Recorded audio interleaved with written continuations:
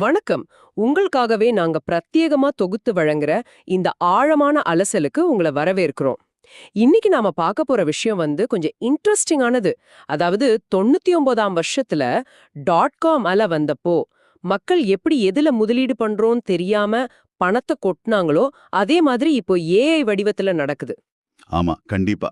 இதுல என்ன சுவாரஸ்யம்னா, நாம வரலாறு அப்படியே திரும்ப வராதுன்னு நினைப்போம். ஆனா, அது வேற ஒரு வடிவத்துல கட்டாயம் திரும்ப வரும். எக்ஸாக்ட்லி. அதான் சொல்லுவாங்க இல்லையா, வரலாறு ரிப்பீட் ஆகாது, ஆனா ரைம் ஆகும்னு. சரி, இப்போ இந்த சோர்ஸ் மெட்டீரியல்குள்ள போலாம். இது ஏதோ பழங்கால வரலாற்று பாடம்னு நினைக்காதீங்க. உங்க எதிர்கால முதலீட்டுக்கான ஒரு பெரிய அலர்ட் இது. நீங்க என்ன நினைக்கிறீங்க இத பத்தி? பாத்தீங்கன்னா, எந்த ஒரு மார்க்கெட் கிராஷும் முன்னாடி நடந்த மாதிரி 100% அப்படியே திரும்ப வராது. இப்போ 2008ல ரியல் எஸ்டேட் பிரச்சனை. 2000ல இன்டர்நெட் கம்பெனிகள் பிரச்சனை. இருக்கு. ஆமா, காரணம் வேறையா இருந்தாலும் அதுக்கு பின்னாடி இருக்கிற மனித உணர்வுகள் ஒண்ணுதான்.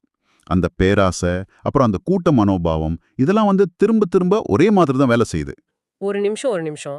நீங்க கூட்ட மனோபாவம்னு சொல்றீங்க சரி. ஆனா இது எப்படி ஒரு மார்க்கெட்டையே கவுக்குற அளவுக்கு ஒரு பெரிய பபிளா மாறுது? இதுக்கு முன்னாடி என்ன நடக்குது? அது ரொம்ப சிம்பிள். இப்போ ஒரு புது டெக்னாலஜி வருதுன்னு வைங்களேன். ஆரம்பத்துல சில பேருக்கு அதுல நல்ல லாபம் கிடைக்கும். அத பார்க்குற மத்தவங்களுக்கு நாமும் ஒரே நைட்ல கோடீஸ்வரன் ஆயிடலாம் அப்படிங்கிற ஒரு அதீத பேராசை வந்துரும். ஓஹோ! அந்த எஃப்ஓஎம்ஓ, அதாவது ஃபோமோ எஃபெக்ட் அப்படின்னு சொல்றாங்களே அதுவா? கரெக்ட். நாம முதலீடு செய்யாம இந்த வாய்ப்பை மிஸ் பண்ணிடுவோமோ அப்படிங்கிற அந்த பயம்தான் ஃபோமோ.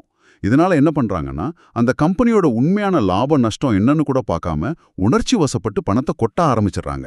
வாவ்! அதாவது அடிப்படை மதிப்பு ரூ. 10 இருக்கிற ஒரு பொருளுக்கு போட்டி போட்டுக்கிட்டு ரூ. 1000 குடுத்து வாங்குறாங்க. அதானே? கண்டிப்பா. இப்படிதான் ஒரு பபுள் உருவாகி பெருசாகுது. ஒரு கட்டத்துல உண்மை தெரிய வரும்போது அது மொத்தமா வெடிச்சு சிதறிடுது. அப்போ கதை ஒண்ணுதான். ஆனா ஒவ்வொரு காலகட்டத்திலயும் நடிக்கிற நடிகர்கள் மட்டும் வேற வேற. அப்படிதானே?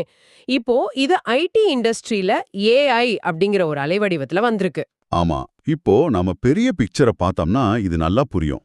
முன்னாடி ஷேர் மார்க்கெட்ல நடந்த அந்த பயமும் பேராசையும் கலந்த விஷயங்கள் தான் இப்போ ஐடி உலகத்துல ஏஐ அப்படிங்கிற புது ரைம்ல நடந்துட்டு இருக்கு. அதாவது எல்லாரும் ஏஐ பின்னாடி ஓடுறாங்க, நாமளும் ஓடணும் அப்படிங்கிற ஒரு பயம் தான் கம்பெனிகளுக்கும் இருக்குன்னு சொல்றீங்களா?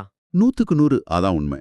தங்களோட ப்ராடக்ட்க்கு ஏஐ நிஜமாவே தேவைதானா அப்படின்னு கூட நிறைய கம்பெனிகள் யோசிக்கிறது இல்ல. எல்லாரும் பண்றாங்க, நாமளும் பண்ணலன்னா மார்க்கெட்ல பின்தங்கிடுவோம் அப்படிங்கிற பயம் தான் அவங்கள அவசர அவசரமா முதலீடு செய்ய வைக்குது. இங்க தான் எனக்கு ஒரு சின்ன டவுட் வருது. இத முந்தைய மார்க்கெட் வீழ்ச்சிகள் கூட அப்படியே ஒப்பிட முடியுமா? ஏன்னா .com டைம்ல சும்மா ஒரு வெப்சைட் பேரை வச்சுக்கிட்டு பணம் கேட்டாங்க.